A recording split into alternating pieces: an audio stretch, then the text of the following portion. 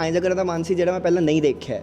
ਮੈਂ ਬਚਪਨ ਤੋਂ, ਕਿਉਂਕਿ ਡਾਕਟਰਸ ਫੈਮਿਲੀ ਦਾ, ਮੇਰੇ ਸਾਰੇ ਜਿੰਨੇ ਵੀ ਭੈਣ ਭਰਾ ਕਜ਼ਨਸ ਸਾਰੇ ਐਸੀ ਲਾਈਨ ਵਿੱਚ ਗਏ ਆ, ਤਾਂ ਮੈਂ ਬਚਪਨ ਤੋਂ ਦੇਖ ਕੇ ਮਤਲਬ ਮੈਨੂੰ ਐਂ ਹੋ ਗਿਆ ਸੀਗਾ ਕਿ ਅੱਛਾ ਮੈਨੂੰ ਦੂਰ ਤੱਕ ਦਾ ਰਸਤਾ ਪਤਾ ਹੈ।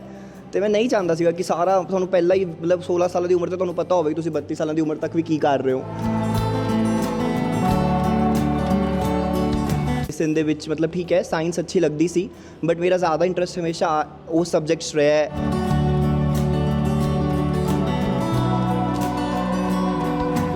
ਨਾ ਮੇਰੀ ਐਵੋਲਿਊਸ਼ਨ ਤਾਂ ਹੋਈ ਹੈ ਕਿਉਂਕਿ ਮੈਂ 2 ਸਾਲ ਆਪਣੇ 11th 12th ਇੰਜੋਏ ਕੀਤੇ ਹੈ, ਟੀਚਰਸ ਦੇ ਨਾਲ ਗੱਲਾਂ ਕੀਤੀਆਂ, ਟੀਚਰ ਨਾਲ ਇੰਟਰੈਕਸ਼ਨ ਕੀਤੀ ਹੈ, ਕੰਪੀਟੀਸ਼ਨਸ ਗਿਆ। ਤਾਂ ਆਈ ਥਿੰਕ ਅੱਜ ਕੋਈ ਗੱਲ ਨਹੀਂ ਹੈ, ਮਤਲਬ ਕਿਤਾਬੀ ਕੀੜਾ ਬਣਨ ਦਾ ਮੈਨੂੰ ਨਹੀਂ ਪਤਾ ਕੀ ਫਾਇਦਾ ਹੁੰਦਾ ਹੈ। ਸਿੱਖੀ ਕਿ ਛੋਟੇ ਸ਼ਹਿਰ ਦੇ ਵਿੱਚ ਪੜ੍ਹ ਕੇ ਵੀ ਤੁਹਾਨੂੰ ਕੁਛ ਐਂ ਜਿਹੀਆਂ ਚੀਜ਼ਾਂ ਸਿੱਖਣ ਨੂੰ ਮਿਲਦੀਆਂ ਜਿਹੜੇ ਤੁਸੀਂ ਵੱਡੇ ਸ਼ਹਿਰ ਸਿੱਖ ਹੀ ਨਹੀਂ ਸਕਦੇ। ਤਾਂ ਮਤਲਬ ਆਸ-ਪਾਸ ਦੇਖੋ, ਗੱਲਾਂ ਕਰੋ, ਟੀਚਰਸ ਨਾਲ ਗੱਲਾਂ ਕਰੋ, ਕੁਛ ਨਵਾਂ ਕਰਨ ਦੀ ਕੋਸ਼ਿਸ਼ ਕਰੋ, ਇੰਟਰਨੈਟ ਤੋਂ ਚੀਜ਼ਾਂ ਸਿੱਖੋ। ਅਤੇ ਮਤਲਬ ਉਹ ਹੈ ਕਿ ਆਪਣੇ ਆਪ ਨੂੰ ਲਿਮਿਟ ਨਾ ਕਰੋ। ਆਹ ਨਾ ਸੋਚੋ ਕਿ ਅੱਛਾ ਮੈਂ ਤਾਂ ਮੁਕਤਸਰ ਦਾ ਹੀ ਹਾਂ, ਮੇਰੇ ਤੋਂ ਤਾਂ ਬਸ ਇੱਥੇ ਮੈਂ BA ਕਰ ਲੂੰਗਾ, ਚਲੋ ਜੀ ਕੰਮ ਖਤਮ। ਨਹੀਂ। ਕਲੈਟ ਦਾ ਨਤੀਜਾ ਆਇਆ ਔਰ ਜਿਸ ਨੌਜਵਾਨ ਨੇ ਪੂਰੇ ਭਾਰਤ ਦੇ ਵਿੱਚ ਪਹਿਲਾ ਰੈਂਕ ਹਾਸਲ ਕੀਤਾ ਮਨਹਰ ਬਾਂਸਲ, ਉਹ ਸ਼੍ਰੀ ਮੁਕਤਸਰ ਸਾਹਿਬ ਦਾ। ਬੇਸ਼ੱਕ ਅੱਜ ਤੋਂ ਕੁਝ ਸਮਾਂ ਪਹਿਲਾਂ ਇਹ ਮੰਨਿਆ ਜਾਂਦਾ ਸੀ ਕਿ ਮਾਲਵੇ ਦਾ ਇਹ ਉਹ ਏਰੀਆ ਜੋ ਟਿੱਬਿਆਂ ਦਾ ਏਰੀਆ ਹੈ ਜਿੱਥੇ ਪੜ੍ਹਾਈ ਬਹੁਤੀ ਨਹੀਂ, ਪਰ ਇਹ ਉਹ ਨੌਜਵਾਨ ਹੈ ਜਿਹਨੇ ਅੱਜ ਤੋਂ 2 ਸਾਲ ਪਹਿਲਾਂ ICSE ਬੋਰਡ ਦੇ ਵਿੱਚ ਵੀ 10ਵੀਂ ਕਲਾਸ 'ਚੋਂ ਟੌਪ ਕੀਤਾ, ਅੱਜ ਕਲੈਟ ਦੀ ਪ੍ਰੀਖਿਆ ਦੇ ਵਿੱਚੋਂ ਟੌਪ ਕੀਤਾ ਪੂਰੇ ਭਾਰਤ ਨੂੰ। ਸਾਡੇ ਨਾਲ ਨੇ ਮਨਹਰ ਬਾਂਸਲ। ਪਹਿਲਾਂ ਤਾਂ ਮਨਹਰ ਸਵਾਗਤ ਹੈ ਜਗਬਾਣੀ ਤੇ ਤੁਹਾਡਾ। ਥੈਂਕ ਯੂ, ਬਹੁਤ ਬਹੁਤ ਧੰਨਵਾਦ। ਮਨਹਰ, ਕਿਵੇਂ ਵੇਖਦੇ ਹੋ ਆਪਦੀ ਇਸ ਪ੍ਰਾਪਤੀ ਨੂੰ? ਕਿਸ ਤਰ੍ਹਾਂ ਲੱਗ ਰਿਹਾ ਹੈਗਾ ਕਿ ਪੂਰੇ ਇੰਡੀਆ ਨੂੰ ਟੌਪ ਕੀਤਾ, ਉਹ ਵੀ ਮੁਕਤਸਰ ਦੇ ਨੌਜਵਾਨ ਨੇ? ਆਈ ਥਿੰਕ ਖੁਸ਼ੀ ਹੋ ਰਹੀ ਹੈ ਅਤੇ ਸਾਰਿਆਂ ਦਾ ਧੰਨਵਾਦ ਹੈ ਜਿਨ੍ਹਾਂ ਨੇ ਹੈਲਪ ਕੀਤਾ। ਕੋਈ ਇੱਕ ਬੰਦੇ ਕਰਕੇ ਕੁਛ ਨਹੀਂ ਜਿੱਤਦਾ ਹੈ, ਇੱਕ ਵਿਕਟਰੀ ਦੇ ਵਿੱਚ ਬਹੁਤ ਲੋਕਾਂ ਦਾ ਹੱਥ ਹੁੰਦਾ, ਤਾਂ ਉਹਨਾਂ ਸਭ ਵਾਸਤੇ ਥੈਂਕਫੁਲ ਹਾਂ ਅਤੇ ਖੁਸ਼ ਹਾਂ। ਸਟੱਡੀ ਬਾਰੇ ਦੱਸੋਗੇ? ਕਿੱਥੋਂ 10th ਕੀਤਾ, +2 ਗਾ, ਕਿਸ ਤਰ੍ਹਾਂ ਹੁਣ ਇਹ ਬਣਿਆ ਸਬੱਬ ਸਾਰਾ? ਤਾਂ ਮੈਂ 4th ਤੋਂ ਲੈ ਕੇ 10th ਤੱਕ ਤਾਂ ਮੁਕਤਸਰ 'ਚ ਲਿਟਲ ਫਲਾਵਰ ਸਕੂਲ ਸੀਗਾ, ਅਤੇ ਉਸ ਤੋਂ ਬਾਅਦ 11th ਐਂਡ 12th ਵਿੱਚ ਮੈਂ ਸੋਚਿਆ ਕਿ ਮੈਂ ਹਿਊਮੈਨਿਟੀਜ਼ ਆਰਟਸ ਲਊਂਗਾ, ਕਿਉਂਕਿ ਮੈਨੂੰ ਉਸ ਸਬਜੈਕਟਸ ਵਿੱਚ ਰੁਚੀ ਸੀ। ਪੋਲੀਟੀਕਲ ਸਾਇੰਸ, ਇਕਨੋਮਿਕਸ, ਆਹ ਵਾਲੇ ਸਬਜੈਕਟ ਮੈਨੂੰ ਸ਼ੁਰੂ ਤੋਂ ਇੰਟਰਸਟ ਸੀ। ਤਾਂ ਫਿਰ ਮੈਂ 11th ਤੋਂ 12th ਵਿੱਚ ਹਿਊਮੈਨਿਟੀਜ਼ ਕੀਤੀ ਦਿੱਲੀ ਪਬਲਿਕ ਸਕੂਲ RK ਪੁਰਮ ਤੋਂ, ਦਿੱਲੀ 'ਚ। ਅਤੇ ਉਹਦੇ ਨਾਲ ਹੀ ਮੈਂ ਜਿਹੜੀ ਕਲੈਟ ਦੀ ਪ੍ਰੀਖਿਆ ਹੁੰਦੀ ਹੈ, ਕਾਮਨ ਲਾਅ ਐਡਮਿਸ਼ਨ ਟੈਸਟ, ਜਿਹਦੇ ਥਰੂ ਜੇ ਇੰਡੀਆ ਦੇ 22 ਨੈਸ਼ਨਲ ਲਾਅ ਯੂਨੀਵਰਸਿਟੀਜ਼ ਦੇ ਵਿੱਚ ਐਡਮਿਸ਼ਨ ਹੁੰਦੀ ਹੈ, ਉਹਦੀ ਨਾਲ 2 ਸਾਲ ਤਿਆਰੀ ਕੀਤੀ। ਅਤੇ ਹੁਣ ਮੈਂ 23 ਜੁਲਾਈ ਨੂੰ ਉਹ ਪੇਪਰ ਦਿੱਤਾ ਸੀ ਕਲੈਟ ਦਾ, ਅਤੇ ਉਹਦਾ ਕੱਲ੍ਹ ਰਿਜ਼ਲਟ ਆਇਆ। ਕੀ ਅੱਗੇ ਦੀ ਪਲੈਨਿੰਗ ਕੀ ਹੈ? ਕਿੱਥੇ ਜਾਣਾ? ਕਲੈਟ 'ਚੋਂ ਫਸਟ ਆਏ ਹੋ, ਕੀ ਚੁਣਿਆ? ਕਿਹੜੀ ਸੰਸਥਾ ਚੁਣੀ ਹੈ ਜਿੱਥੇ ਜਾ ਰਹੇ? ਹਾਂ, ਤਾਂ ਜਿਵੇਂ ਤੁਹਾਨੂੰ ਦੱਸਿਆ ਕਿ ਮਤਲਬ ਬੇਸਿਕਲੀ 22 ਨੈਸ਼ਨਲ ਲਾਅ ਯੂਨੀਵਰਸਿਟੀਜ਼ ਹੈ ਜਿਹੜੀਆਂ ਐਸੇ ਉਦੇਸ਼ ਵਾਸਤੇ ਬਣਾਈਆਂ ਗਈਆਂ ਸੀਗੀਆਂ ਕਿ ਆਪਣੇ ਕੰਟਰੀ ਦੇ ਵਿੱਚ ਜਿਹੜੀ ਲੀਗਲ ਐਜੂਕੇਸ਼ਨ ਹੈ ਉਹ ਬਹੁਤ ਅੱਛੀ ਨਹੀਂ ਹੈ। ਛੋਟੀ ਜਗ੍ਹਾ ਲਾਅ ਕਾਲਜਿਸ ਹੈ, ਬਟ ਉੱਥੇ ਸਟੈਂਡਰਡਾਈਜੇਸ਼ਨ ਅੱਛੀ ਨਹੀਂ ਹੈ, ਬੱਚਿਆਂ ਨੂੰ ਸਹੀ ਲੀਗਲ ਐਜੂਕੇਸ਼ਨ ਨਹੀਂ ਦਿੱਤੀ ਜਾਂਦੀ, ਜਿਸ ਕਰਕੇ ਆਪਣੀ ਕੋਰਟਸ ਦੀ ਪਰਫਾਰਮੈਂਸ ਵੀ ਘੱਟ ਹੁੰਦੀ ਹੈ। ਤਾਂ ਪ੍ਰੋਫੈਸਰ ਮਾਧਵਾ ਮੈਨਨ ਨੇ ਸੋਚਿਆ ਕਿ ਆਪਾਂ ਇੱਕ INJ ਨੈਸ਼ਨਲ ਲਾਅ ਯੂਨੀਵਰਸਿਟੀਜ਼ ਬਣਾਈਏ ਜਿੱਥੇ ਆਪਾਂ ਬੱਚਿਆਂ ਨੂੰ ਸਭ ਤੋਂ ਉੱਚ ਸਤਰ ਦੀ ਲੀਗਲ ਐਜੂਕੇਸ਼ਨ ਦੇ ਪਾਈਏ। ਤਾਂ ਉਹਨਾਂ ਵਿੱਚ ਸਭ ਤੋਂ ਫਸਟ ਜਿਹੜਾ ਇੰਸਟੀਟਿਊਟ ਸੀਗਾ ਉਹ ਸੀਗਾ NLS Bangalore, national law school Bangalore, ਜਿਹੜਾ ਅੱਜ ਵੀ ਸਭ ਤੋਂ ਮਤਲਬ ਉੱਤਮ ਮੰਨਿਆ ਜਾਂਦਾ ਹੈ। ਤਾਂ ਹੁਣ ਮੈਂ, ਕਿਉਂਕਿ ਮੇਰਾ ਰੈਂਕ ਅੱਛਾ ਆਇਆ, ਤਾਂ ਕਰਕੇ ਹੁਣ ਮੈਂ ਉੱਥੇ ਮੇਰੀ ਐਡਮਿਸ਼ਨ ਹੋ ਜਾਏਗੀ, ਅਤੇ ਉੱਥੇ ਮੇਰਾ ਫਿਰ 5 ਸਾਲ ਦਾ BA LLB ਔਨਰਸ ਪ੍ਰੋਗਰਾਮ ਹੋਏਗਾ, ਜਿਹਦੇ ਵਿੱਚ BA ਦੇ ਸਬਜੈਕਟਸ ਐਂਡ LLB ਦੇ ਸਬਜੈਕਟਸ ਇਕੱਠੇ ਪੜ੍ਹਾਏ ਜਾਣਗੇ। ਰਸਤਾ ਇਹ ਕਿਵੇਂ ਅਪਣਾ ਲਿਆ? ਫਾਦਰ ਵੀ ਡਾਕਟਰ ਨੇ, ਮਦਰ ਵੀ ਡਾਕਟਰ ਨੇ, ਬ੍ਰਦਰ ਵੀ ਉਸੇ ਲਾਈਨ 'ਚ ਨੇ, ਅੱਗੇ ਆ ਰਹੇ। ਤੁਸੀਂ ਇਹ ਰਾਹ ਕਿਵੇਂ ਅਪਣਾ ਲਿਆ? ਕੀ ਸੋਚ ਕੇ? ਆਈ ਥਿੰਕ 2 ਗੱਲਾਂ ਸੀਗੀਆਂ। ਇੱਕ ਤਾਂ ਹੁੰਦਾ ਹੈ ਕਿ ਮਤਲਬ ਮੈਨੂੰ ਕੁਛ ਐਂ ਜਿਹਾ ਕਰਨ ਦਾ ਮਨ ਸੀ ਜਿਹੜਾ ਮੈਂ ਪਹਿਲਾਂ ਨਹੀਂ ਦੇਖਿਆ। ਮੈਂ ਬਚਪਨ ਤੋਂ, ਕਿਉਂਕਿ ਡਾਕਟਰਸ ਫੈਮਿਲੀ ਦਾ, ਮੇਰੇ ਸਾਰੇ ਜਿੰਨੇ ਵੀ ਭੈਣ ਭਰਾ ਕਜ਼ਨਸ ਸਾਰੇ ਐਸੀ ਲਾਈਨ ਵਿੱਚ ਗਏ ਆ, ਤਾਂ ਮੈਂ ਬਚਪਨ ਤੋਂ ਦੇਖ ਕੇ ਮਤਲਬ ਮੈਨੂੰ ਐਂ ਹੋ ਗਿਆ ਸੀਗਾ ਕਿ ਅੱਛਾ ਮੈਨੂੰ ਦੂਰ ਤੱਕ ਦਾ ਰਸਤਾ ਪਤਾ ਹੈ। ਅਤੇ ਮੈਂ ਨਹੀਂ ਚਾਹੁੰਦਾ ਸੀਗਾ ਕਿ ਸਾਰਾ ਤੁਹਾਨੂੰ ਪਹਿਲਾਂ ਹੀ ਮਤਲਬ 16 ਸਾਲਾਂ ਦੀ ਉਮਰ 'ਤੇ ਤੁਹਾਨੂੰ ਪਤਾ ਹੋਵੇ ਕਿ ਤੁਸੀਂ 32 ਸਾਲਾਂ ਦੀ ਉਮਰ ਤੱਕ ਵੀ ਕੀ ਕਰ ਰਹੇ ਹੋ। ਮਤਲਬ ਕੁਛ ਲਾਈਫ 'ਚ ਕੁਛ ਤਾਂ ਐਡਵੈਂਚਰ ਹੋਣਾ ਚਾਹੀਦਾ। ਇੱਕ ਆਹ ਚੀਜ਼ ਸੀ। ਦੂਜੀ ਚੀਜ਼ ਸੀ ਕਿ ਮੈਨੂੰ ਇੰਟਰਸਟ ਵੀ ਨਹੀਂ ਸੀ ਜ਼ਿਆਦਾ ਮੈਡੀਸਿਨ ਦੇ ਵਿੱਚ। ਮਤਲਬ ਠੀਕ ਹੈ, ਸਾਇੰਸ ਅੱਛੀ ਲੱਗਦੀ ਸੀ, ਬਟ ਮੇਰਾ ਜ਼ਿਆਦਾ ਇੰਟਰਸਟ ਹਮੇਸ਼ਾ ਉਹ ਸਬਜੈਕਟਸ ਰਿਹਾ ਹੈ ਜਿਹਨੂੰ ਬੱਚੇ ਯੂਜਲੀ ਰੱਟੇ ਵਾਲੇ ਸਬਜੈਕਟ ਮੰਨਦੇ ਆ, ਜਿਵੇਂ social science, history, political science, economics ਤਾਂ ਨਹੀਂ, ਮਤਲਬ ਇਕਨੋਮਿਕਸ ਤਾਂ ਮੈਂ 11ਵੀਂ 12ਵੀਂ 'ਚ ਹੀ ਪੜ੍ਹੀ, ਬਟ ਜਿਹੜੇ ਸਬਜੈਕਟਸ ਦੇ ਵਿੱਚ ਆਪਾਂ ਜਾਣਦੇ ਹਾਂ ਕਿ ਜੀ ਸਮਾਜ ਦੇ ਵਿੱਚ ਆਪਾਂ ਰਹਿ ਰਹੇ ਹਾਂ, ਜਿਹੜੀ ਸਾਇੰਸ ਹੈ ਉਹ ਵੀ ਸਮਾਜ ਦੇ ਵਿੱਚ ਹੀ ਕੰਮ ਕਰਦੀ ਹੈ। ਤਾਂ ਜਿਹੜਾ ਸਮਾਜ ਅਤੇ ਜਿਹੜੀ ਸੋਸਾਇਟੀ ਅਤੇ ਸਟੇਟ ਮਤਲਬ ਜਿਹੜੀ ਆਪਣੀ ਸਰਕਾਰ ਜੋ ਸਾਇੰਸ ਦੀ ਅਤੇ ਬਾਕੀ ਸਾਰੀ ਚੀਜ਼ਾਂ ਦੀ ਬੈਡਰੌਕ ਹੈ, ਉਹ ਕੰਮ ਕਿਵੇਂ ਕਰਦੀ ਹੈ, ਅਤੇ ਅਗਰ ਉਹਦੇ 'ਚ ਕੁਛ ਗਲਤੀਆਂ ਹੈ ਤਾਂ ਉਹਨੂੰ ਆਪਾਂ ਕਿਵੇਂ ਇੰਪਰੂਵ ਕਰ ਸਕਦੇ ਹਾਂ। ਤਾਂ ਕਰਕੇ ਫਿਰ ਮੈਂ 11th 12th ਵਿੱਚ ਮੈਂ ਤਾਂ ਹੀ ਕਰਕੇ ਆਵਲੇ ਸਬਜੈਕਟਸ ਚੂਜ਼ ਕੀਤੇ ਹਿਊਮੈਨਿਟੀਜ਼ ਵਾਲੇ। ਅਤੇ ਲਾਅ ਐਜੂਕੇਸ਼ਨ ਇੱਕ INJ ਐਜੂਕੇਸ਼ਨ ਹੈ ਜਿਹੜੀ ਤੁਹਾਨੂੰ ਰਿਸਟ੍ਰਿਕਟ ਨਹੀਂ ਕਰਦੀ ਕਿ ਆ ਨਹੀਂ ਹੈ ਕਿ ਅਗਰ ਤੁਸੀਂ 5 ਸਾਲ ਬਾਅਦ ਵਕੀਲ ਨਿਕਲ ਕੇ ਬਣ ਜਾਓਗੇ, ਆਈ ਨਹੀਂ ਹੈ ਕਿ ਤੁਸੀਂ 5 ਸਾਲ ਬਾਅਦ ਆਓਗੇ ਤਾਂ ਹਾਂਜੀ ਜੀ ਕੱਲ ਤੁਸੀਂ ਕੋਰਟ 'ਚ ਆਰਗਿਊ ਕਰਨ ਲੱਗ ਜਾਓਗੇ। ਲਾਅ ਸਕੂਲ ਇੱਕ ਆਈ ਜਿਹੀ ਐਜੂਕੇਸ਼ਨ ਹੈ ਜਿੱਥੇ ਤੁਹਾਨੂੰ ਇੱਕ ਬਹੁਤ ਹੋਲਿਸਟਿਕ ਐਜੂਕੇਸ਼ਨ ਮਿਲਦੀ ਹੈ ਸੋਸ਼ਲ ਸਾਇੰਸਿਸ ਦੇ ਵਿੱਚ, ਲਾਅ ਦੇ ਵਿੱਚ, ਤੇ ਉਸ ਤੋਂ ਬਾਅਦ ਤੁਸੀਂ ਉਸ ਐਜੂਕੇਸ਼ਨ ਨੂੰ ਯੂਜ਼ ਕਰਕੇ, ਉਸ ਸਕਿੱਲ ਸੈਟ ਨੂੰ ਯੂਜ਼ ਕਰਕੇ ਤੁਸੀਂ ਜਿਹੜੀ ਵੀ ਮਤਲਬ ਅੱਗੇ ਜਿੱਥੇ ਵੀ ਜਾਣਾ ਚਾਹੁੰਦੇ ਹੋ ਜਾ ਸਕਦੇ ਹੋ ਸੋਸ਼ਲ ਸਾਇੰਸਿਸ ਦੇ ਸਫੀਅਰ ਦੇ ਵਿੱਚ। ਤਾਂ ਕਰਕੇ ਮੈਂ ਸੋਚਿਆ ਕਿ ਇੱਕ ਲਾਅ ਐਜੂਕੇਸ਼ਨ ਉਹ ਵੀ ਇੰਨੇ ਅੱਛੀ ਇੰਸਟੀਟਿਊਸ਼ਨ ਤੋਂ ਸਭ ਤੋਂ ਅੱਛੀ ਚੀਜ਼ ਹੋਏਗੀ। ਸ਼ਾਇਦ ਤੁਹਾਡੇ ਜਨਮ ਤੋਂ ਪਹਿਲਾਂ ਦੀਆਂ ਗੱਲਾਂ ਹੋਣ ਕਿ ਇਹ ਉਹ ਏਰੀਆ ਜਿਹਨੂੰ ਟਿੱਬਿਆਂ ਦਾ ਏਰੀਆ ਕਹਿੰਦੇ ਸੀ, ਪਛੜੇ ਲੋਕ ਨੇ ਇੱਥੇ। ਉਹ ਪਹਿਲੀ ਐਜੂਕੇਸ਼ਨ ਜਿਹੜੀ ਤੁਹਾਡੀ 4th ਤੋਂ 10th ਇੱਥੇ ਰਹੀ ਆ, ਅੱਜ ਉਹ ਬਣ ਗਿਆ ਕਿ ਬੱਚੇ ਨੂੰ ਸ਼ੁਰੂ ਤੋਂ ਹੀ ਡਲਹੌਜੀ ਜਾਂ ਕਿਤੇ ਹੋਰ ਵੱਡੇ ਸਕੂਲਾਂ ਦੇ ਵਿੱਚ ਪਾ ਦਿਓ। ਤੁਹਾਨੂੰ ਕੀ ਲੱਗਦਾ ਕਿ ਜੇ ਬੱਚੇ ਨੇ ਕੁਝ ਬਣਨਾ ਤਾਂ ਉਹ ਇਹਨਾਂ ਸਕੂਲਾਂ ਦੇ ਵਿੱਚ ਵੀ ਵਧੀਆ ਐਜੂਕੇਸ਼ਨ ਲੈ ਕੇ ਬਣ ਸਕਦਾ, ਜਾਂ ਜ਼ਰੂਰੀ ਹੈਗਾ ਕਿ ਸ਼ੁਰੂ ਤੋਂ ਹੀ ਬੱਚੇ ਨੂੰ ਉੱਥੇ ਹੀ ਭੇਜਿਆ ਜਾਵੇ?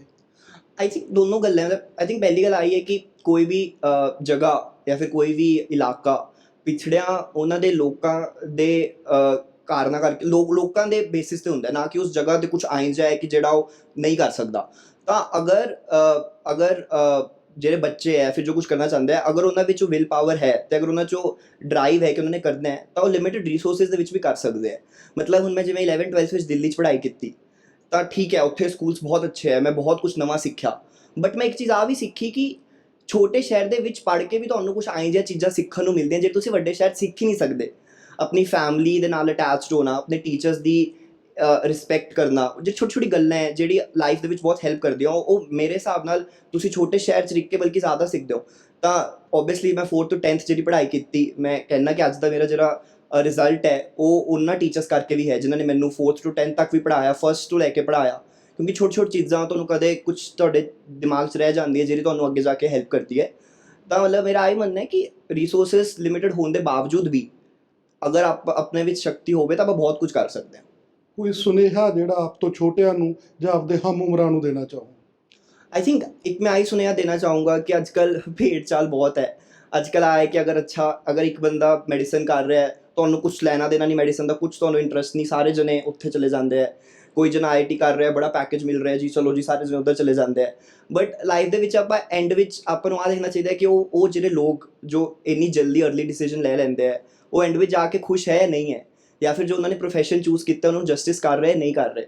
ਤਾਂ ਕਰਕੇ ਮਤਲਬ ਰਿਸਕਸ ਲੈਣ ਤੋਂ ਡਰਨਾ ਨਹੀਂ ਚਾਹੀਦਾ, ਆਪਣੀ ਕਪੈਸਿਟੀ ਦੇ ਵਿੱਚ ਰਿਸਕਸ ਲੈਣੇ ਚਾਹੀਦੇ ਹੈ, ਐਕਸਪਲੋਰ ਕਰਦੇ ਰਹਿਣਾ ਚਾਹੀਦਾ ਹੈ। ਜੋ ਕੁਝ ਹੈ ਉਹਨੂੰ ਐਕਸੈਪਟ ਨਹੀਂ ਕਰ ਲੈਣਾ ਚਾਹੀਦਾ। ਅਗਰ ਤੁਹਾਨੂੰ ਕੁਝ ਗਲਤ ਲੱਗ ਰਿਹਾ ਹੈ ਤਾਂ ਦੇਖੋ ਉਹਨੂੰ ਤੁਸੀਂ ਕਿਵੇਂ ਸਹੀ ਕਰ ਸਕਦੇ ਹੋ। ਅੱਜ ਕੱਲ੍ਹ ਤਾਂ ਇੰਟਰਨੈਟ ਬਹੁਤ ਐਮਪਾਵਰਿੰਗ ਟੂਲ ਹੈ। ਪੈਂਡੇਮਿਕ ਦੇ ਵਿੱਚ ਆਪਾਂ ਦੇਖਿਆ ਕਿ ਮਤਲਬ ਬੁੱਕ ਸਰਚ ਬੈਠੇ ਬੈਠੇ ਮੈਂ ਕਲਾਸਿਸ ਅਟੈਂਡ ਕੀਤੀਆਂ। ਤਾਂ ਅੱਜ ਕੱਲ੍ਹ ਅਗਰ ਤੁਸੀਂ ਇੰਟਰਨੈਟ ਦਾ ਅੱਛਾ ਉਪਯੋਗ ਕਰੋ, ਮਤਲਬ ਗੇਮਾਂ ਖੇਡਣ ਦੇ ਨਾਲ ਅਗਰ ਤੁਸੀਂ ਇੰਟਰਨੈਟ ਤੋਂ ਐਕਸਪਲੋਰ ਕਰੋ, ਤੁਹਾਨੂੰ ਇੰਨਾ ਕੁਝ ਸਿੱਖਣ ਨੂੰ ਮਿਲਦਾ। ਅੱਜ ਕੱਲ੍ਹ ਲੋਕ ਘਰੇ ਬੈਠੇ ਬੈਠੇ ਇੰਨੀਆਂ ਸਕਿੱਲਸ ਸਿੱਖ ਕੇ ਉਹਨੂੰ ਮੋਨੀਟਾਈਜ਼ ਵੀ ਕਰ ਲੈਂਦੇ ਆ। ਤਾਂ ਮਤਲਬ ਆਸ-ਪਾਸ ਦੇਖੋ, ਗੱਲਾਂ ਕਰੋ, ਟੀਚਰਸ ਨਾਲ ਗੱਲਾਂ ਕਰੋ, ਕੁਝ ਨਵਾਂ ਕਰਨ ਦੀ ਕੋਸ਼ਿਸ਼ ਕਰੋ, ਇੰਟਰਨੈਟ ਤੋਂ ਚੀਜ਼ਾਂ ਸਿੱਖੋ। ਅਤੇ ਮਤਲਬ ਉਹ ਇਹ ਕਿ ਆਪਣੇ ਆਪ ਨੂੰ ਲਿਮਿਟ ਨਾ ਕਰੋ। ਨਾ ਸੋਚੋ ਕਿ ਅੱਛਾ ਮੈਂ ਤਾਂ ਮੁਕਤਸਰ ਦਾ ਹੀ ਹਾਂ, ਮੇਰੇ ਤੋਂ ਤਾਂ ਬਸ ਇੱਥੇ ਮੈਂ BA ਕਰ ਲੂੰਗਾ, ਚਲੋ ਜੀ ਕੰਮ ਖਤਮ। ਨਹੀਂ, ਉਹਨੂੰ ਸੋਚੋ ਕਿ ਮੈਨੂੰ ਕਿਵੇਂ ਇੰਪਰੂਵ ਕਰ ਸਕਦਾ।